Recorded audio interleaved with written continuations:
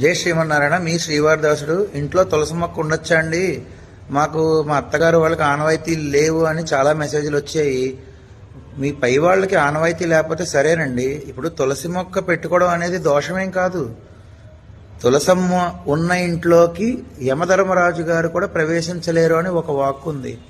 ఇంకొక మాట చెప్తున్నా, ఇంట్లో యజమాని ఉద్యోగ నిమిత్తం వ్యాపార నిమిత్తం బయటికి వెళ్ళినప్పుడు ప్రతిరోజు ఉదయం ఒక గ్లాసు నీళ్లు తులసమ్మకి పోసి వెళ్తే, తులసమ్మ అంట నాకు నీళ్లు పోసాడు ఇంటి యజమాని, నన్ను పెంచుతున్న యజమాని అని చెప్పి తిరిగి ఇంటికి మీరు చేరుకునే వరకు క్షేమంగా తిరిగి చేరుకోవాలని చెప్పి అమ్మ ఆశీస్సులు ఇచ్చి మీరు చేరుకునే వరకు కూడా అలా నవ్వుతూ ఎదురు చూస్తూ ఉంటుందంట తులసమ్మ. మీరు ఎప్పుడైనా ఇంటికి రిటర్న్లో వచ్చినప్పుడు చూడండి, అమ్మవారు నవ్వుతూ కనబడతారు. మీరు అబ్జర్వ్ చేయండి. అందరూ ఇంట్లో తులసి మొక్క పెట్టుకోండి దయచేసి. అటువంటి ఆనవాయితీ లేదనే సెంటిమెంట్స్ అవసరం లేదు. మంచి పనే కదా ఇది.